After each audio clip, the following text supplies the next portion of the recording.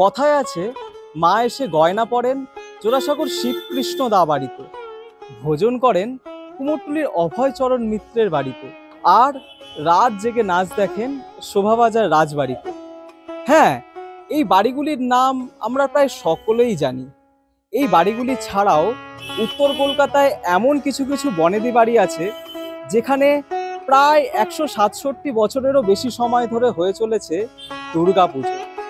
এমনই এক বনেদি বাড়ির গল্প নিয়ে আমরা দিনলিপি পরিবার চলে এসেছি মুক্তারাম বাবু স্ট্রিটের চোরবাগান শিলবাড়িতে। নমস্কার, আমি জীবেশ। শুরু করছি এবছরের আমাদের বিশেষ নিবেদন উমার গপ্পের তৃতীয় পর্ব। চলুন।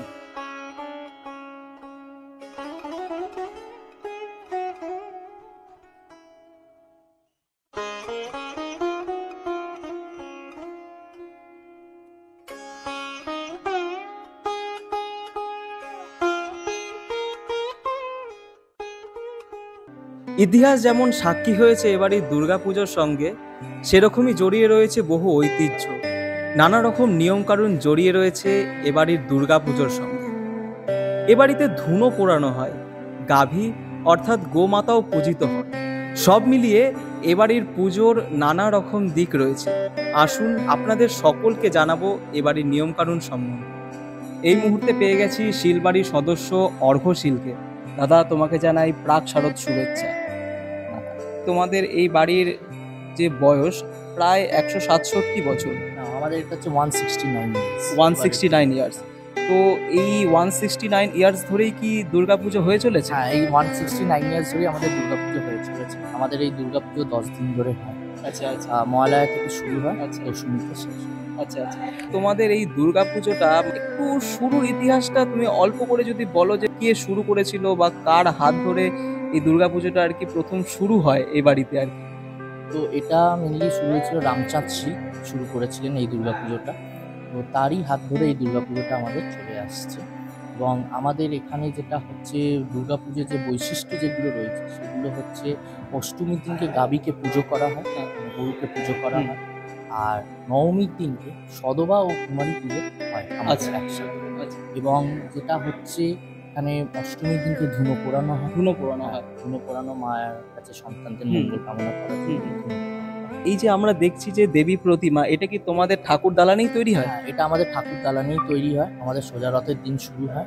সোজা রথের দিন থেকে কাঠামো পুজো সেদিন হয়, সেদিন থেকে আমাদের ঠাকুর তৈরি শুরু। আচ্ছা, তো তোমাদের শুনেছি যে নবমীতে সম্ভবত বাড়িতে একটা সাংস্কৃতিক অনুষ্ঠান টাইপের হয়। তো এই সাংস্কৃতিক অনুষ্ঠানের ব্যাপারে তুমি যদি বলো। তো মেনলি যেটা হয় সেটা হচ্ছে এই নবমীর দিনকে বিকেলবেলার দিকে এটা হয়, মায়ের আরতি হয়ে যাওয়ার পরে এই অনুষ্ঠানটা হয়। সেখানে হচ্ছে বাড়ির সব সদস্যরা, সব ছোটরা যারা, কারণ পুজোর সময় সবার স্কুল কলেজ অফিস সব বন্ধ করে, তো সবাই একসাথে মিলেমিশে এটা করে। তো এই কালচারাল প্রোগ্রামটা বাড়ির শুধু একমাত্র সদস্যরাই এটা। আচ্ছা আচ্ছা। তুমি যে বললে যে ধুনো পোড়ানো হয়, তো এই ধুনো পোড়ানোটা যে কেন হয় বা তোমরা কি উদ্দেশ্যে এই ধুনো পোড়ানোটা করো একটু যদি বলো। কেন হয়, কারণ এটা হচ্ছে সন্তানদের মঙ্গল কামনা করার জন্য।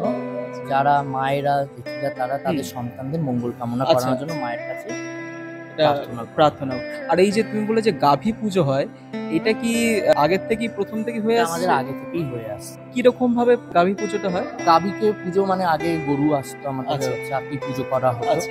আর এখন যেটা হয় সেটা হচ্ছে আমাদের গাভী রয়েছে, গাভীকেই মাটির একটা গাভী করা আছে, সেই প্রেম করে তাকে সেকেই পুজো করা। আমি শুনেছি তোমাদের বাড়িতে যখন থেকে পুজো শুরু হয় তখন থেকে বাড়ির মহিলারা, মায়েরা বা বউরা নাকে নথ পরে শুনেছি।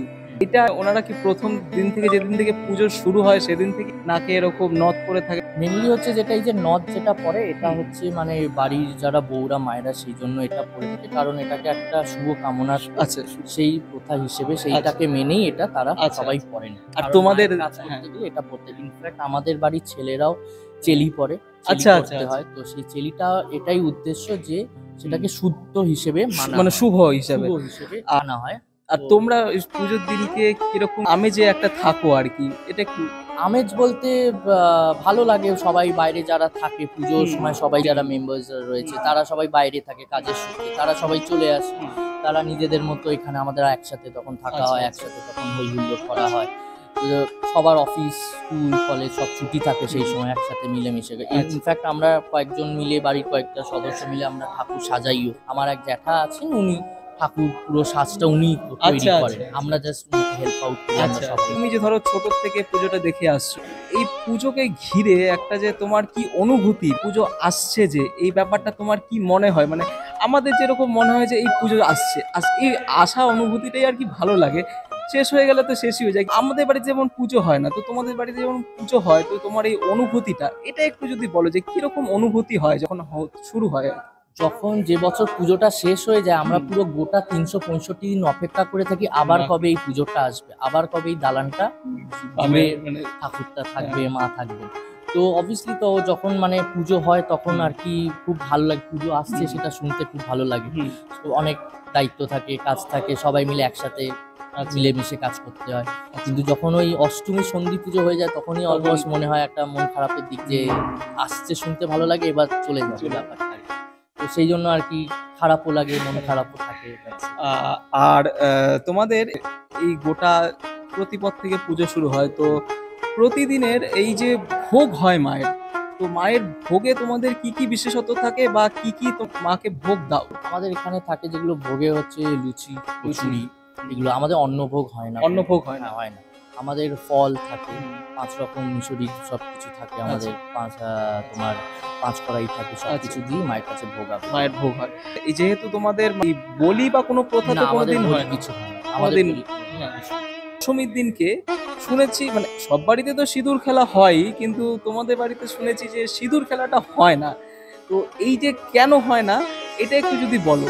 কেন হয় না এটার তো কোনো কারণ নেই, এইভাবেই আমাদের বাড়ির নিয়ম, আমরা আমাদের মতো করেই যেটা দরকার আমরা সেই নিয়মগুলোই মেনে করি।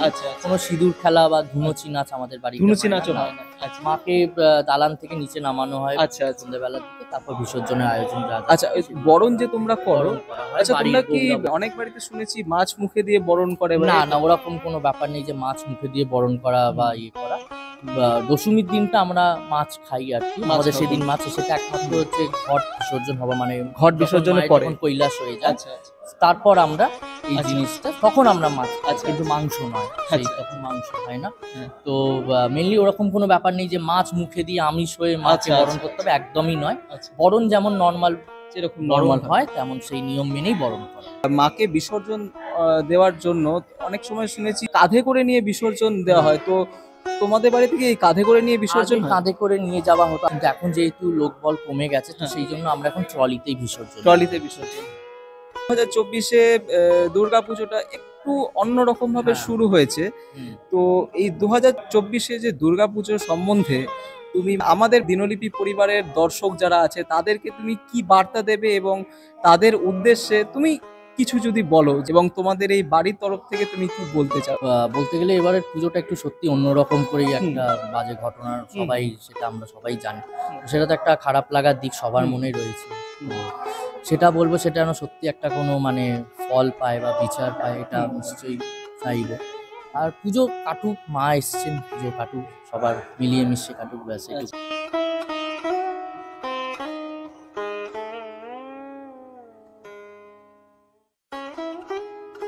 এভাবেই বেঁচে থাকুক বাংলার ঐতিহ্য, এভাবেই বছরের পর বছর ধরে হয়ে চলুক বনেদি বাড়ির দুর্গাপুজোগুলো।